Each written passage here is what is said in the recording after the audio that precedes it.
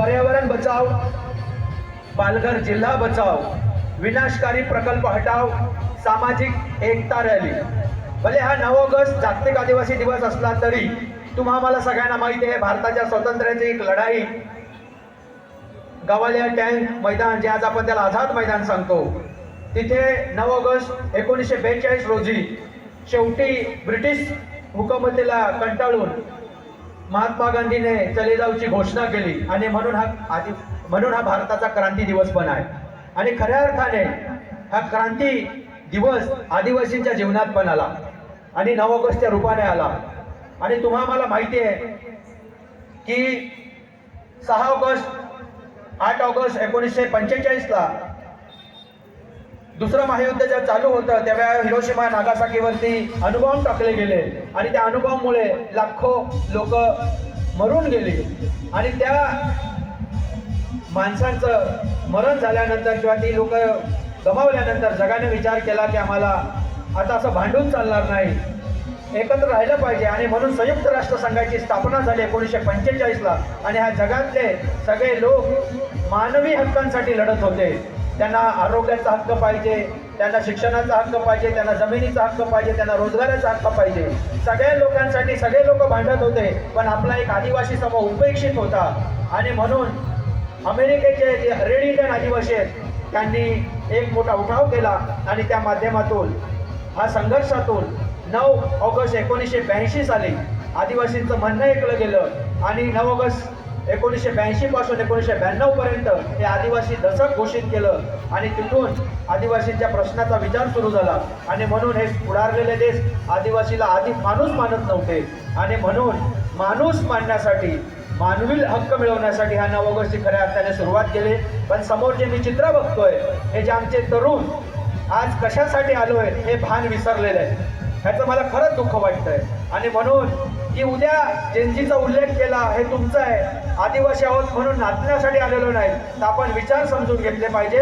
अस्तित्व आपल्या समोर आहे। मी जसं सांगितलं ही सामाजिक एकता राहिली आहे आणि आम्ही नेहमी सांगतो आदिवासी एकता परिषद, जरी आदिवासी एकता परिषद नाव असलं तरी आदिवासी एकता परिषद हे संसाधन वाचवण्यासाठी, पर्यावरण वाचवण्यासाठी, जंगल वाचवण्यासाठी, पाणी वाचवण्यासाठी, जमीन वाचवण्यासाठी ही संघर्ष करत आहे आणि त्याच्यामध्ये आपण सगळे सहभागी असलं पाहिजे। आणि म्हणून हे जे काय पालघर जिल्ह्यामध्ये DMICच्या माध्यमातून, दिल्ली मुंबई इंडस्ट्रियल कॉरिडॉरच्या माध्यमातून एक नाव असतो, Mumbai Vadodara expressway, freight corridor म्हणजे ही 4 पदरी लाईन झाली ती, त्याच्यानंतर वडोदरा एक्सप्रेसवे, मुंबई वडोदरा एक्सप्रेसवे, त्याच्यानंतर वाढवण बंदर, आता बाजूला कोरे ह्या गावामध्ये होणारा ऑफशोर एअरपोर्ट, बाजूला 880 एकरामध्ये होणारा टोकराले येथील टेक्सटाईल पार्क आणि 2000 एकरवरती होणारा एस्सारचा पेट्रोकेमिकलचा जो प्रोजेक्ट होतोय, प्रकल्प होतोय। तर मला खेदाने नमूद करा असं वाटतं ह्या पालघर जिल्ह्यातल्या तमाम समाजाला, मग तो आदिवासी असेल, कुणबी असेल, मराठा असेल, भंडारी असेल, मांगेल असेल, इव्हन ब्राह्मण पण असेल, आणि मला सांगायचं आहे की ही मोकळी रिकामी जमीन नाही आहे, तिथे माणसं वस्ती करतायत, त्यांचं स्वतःचं जगण्याचं संसाधन आहे। आणि तुम्ही मग ते देवेंद्र फडणवीस असतील, मोदी साहेब असतील किंवा अदानी असेल किंवा अंबानी असेल, तुम्ही तुमच्या डोक्याने विचार करता AC मध्ये इथे राहणारी माणसं नाहीत का? तुम्हाला कोणाला तरी मोठं करायचं आहे म्हणून तुम्ही प्रोजेक्ट करायचा प्रयत्न करताय, जाऊन जाणार पुढे आहात तुम्ही। आणि म्हणून मला हे सांगायचं आहे की आम्ही काल खुताड येथे जी जनसुनावणी होती त्या जनसुनावणीला गेलो, तर वाढवण बंदर करण्यासाठी जो भराव लागणार आहे तो 5000 एकर जमीन तयार करण्यासाठी पूर्ण दारगाव, नागझरी, महागाव, तिकडे वाडाखडकोना, नाणेवली ह्या पट्ट्यामध्ये 500 एकर, किती 500 एकर ही दगडाची खदान होणार आहे। आणि मजेची गोष्ट आहे, हे सरकारला लाज वाटत नाही, हे शब्द वापरतो मी की ती राखीव वन आहे। राखीव वन असताना आदिवासींसाठी कायदा आहे 2006 ला वन हक्क कायदा, ते आदिवासींचे अधिकार बाधित झाले नाही पाहिजे, परंतु ह्या फॉरेस्टने ही जमीन भाड्यावर देतो म्हणून सांगितलंय. अरे भाड्यानो, ह्याचा विचार करा. भाड्यावर जमीन देतो म्हणजे काय करणार आहे तुम्ही? ते डोंगर खोदल्यानंतर वाढवण बंदर पूर्ण केले की परत दगड आणून ठेवणार आहेत का? परत जंगल लावणार आहेत का? आणि ह्याच्या बदली परभणीला 100 हेक्टर जमीन फॉरेस्टला देतात. ही जमीन तुमच्या बापाची नाही आहे, ह्या तमाम जनतेची आहे. ह्याची लाज बाळगा. आणि म्हणून मला तुम्हाला सांगायचं आहे की we are the people of India. आम्ही ह्या देशाचे सर्व लोक, आम्ही सगळे हिस्सेदार आहोत. आणि म्हणून येणाऱ्या दिवसामध्ये आदिवासी एकता परिषद जे आले ते, नाही आले त्याच्याशिवाय पण ह्या जिल्ह्यामध्ये एक मोठं आंदोलन उभं करणार आहे. आणि हे तुमचे DMICचे प्रोजेक्ट बंद केल्याशिवाय शांत बसणार नाही. एक तर आम्ही मरू किंवा काहीतरी करून मरू, नाहीतर आम्ही असंच मरणार नाही. आणि हा निर्वाणीचा इशारा मला ह्या माध्यमातून द्यायचा आहे. आणि म्हणून मला तुम्हाला सांगायचं आहे की आज अस्तित्वाची लढाई आहे. ही जमीन, हे जंगल, हे पाणी, हा देश कोणा मोदी साहेबांचा, अडाणीचा, अंबानीचा किंवा देवेंद्र फडणवीसच्या बापाची जागीर नाही. हे मी ठाईपणे सांगतो. हे आमची जमीन आहे, हे आमचा देश आहे. आणि आम्हाला त्याच्यासाठी मरण पत्करावं लागलं तरी हरकत नाही. आम्ही लढणार, शेवटच्या रक्ताच्या थेंबापर्यंत लढणार. We are the owner of the India.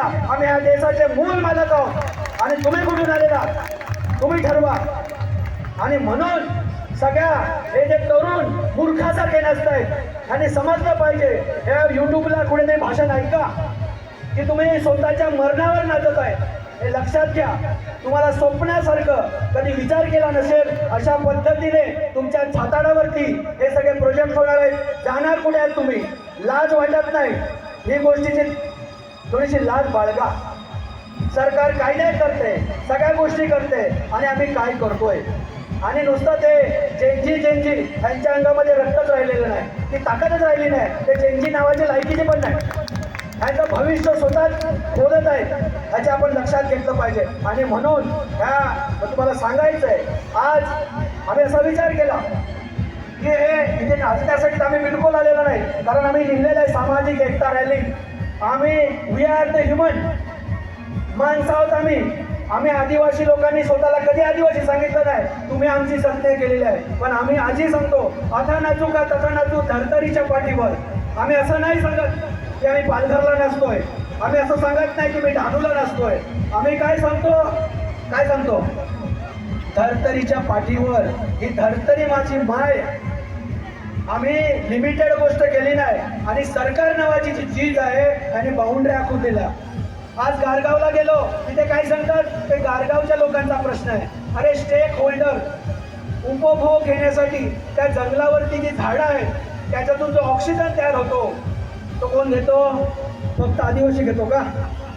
फक्त आदिवासी घेतो का? आम्ही सगळे लोक घेतो. आणि ह्याचा विचार आपण करायला पाहिजे. आणि म्हणून आपण लक्षात घेतलं पाहिजे की हे पालघर हा जिल्हा पूर्ण बेचिराग होणार आहे. डोकं गरगरतं एक प्रोजेक्टचे पैसे ऐकून. बुलेट ट्रेन 1,10,000 करोड, वाढवण बंदर 75,000 करोड, बाजूचा वडोदरा एक्सप्रेस 56,000 करोड. हे पैसे आहेत कोणाचे? हे पैसे तुमचे आमचे. आणि आपलंच मरण तयार करण्यासाठी हे लोक सगळ्या गोष्टी करत आहेत. तरी आता जागवा. काही ठेवलेलं नाही. हे कुठल्या स्वप्नात जगतात मलाच समजत नाही. आपल्या लोक शिक्षण नाकारलंय, तुमचं आरोग्य नाकारलंय. नीट सारखा पेपर लीक होतं. 22 लाख मुलांचं भविष्य अंधारात जातं. 1-2 नाही, नीटचा खर्च 700 कोटी रुपये. किती? एक एक्झाम कंडक्ट करण्यासाठी 700 कोटी रुपये लागतात. आणि हे 700 कोटी रुपये शिक्षण मंत्री ज्यांनी राजीनामा दिला, धर्मेंद्र प्रधानच्या खिशातले नव्हते. हे तर कोणाचे पैसे होते? हे तुमचे आमचे पैसे होते. आणि त्या पैशावरती खेळ चालवलेला आहे. एक पेपर विकायचा नीटचा किती पैसे? 1 कोटी रुपये, 2 कोटी रुपये. आमचा सामान्य गरीब माणूस ते घेऊ शकत नाही. आणि म्हणून जे गरीब मुलं दिवस रात्र मेहनत करतात त्यांचं भविष्य अंधारात आहे. आणि सरकारला लाज वाटत नाही. 26 दिवस सोनम वांगचुक यांना उपोषण करावं लागलं. ज्यांची जे काही रस्त्यावर उतरले तेव्हा पुढे त्यांनी लाजे खातर एक राजीनामा घेतला. परंतु येणाऱ्या दिवसामध्ये आपण लक्षात घेतलं पाहिजे की अतिशय कोणी जात्यात आहे, चुकायत आहे, फक्त आदिवासी संकटात आहे, बिलकुल लक्षात घेऊ नका. आज पूर्ण बंदरपट्टी उघडणार आहे, कोणी इथे शिल्लक राहणार नाहीये. आणि कायदे असे केलेले आहेत, चौथी मुंबई निदान एखादं शहर वाढतं त्याला आपण समजू शकतो, ही प्रपोज चौथी मुंबई आदित्य नगर विकास खात्याने डिक्लेअर करून टाकलेलं आहे.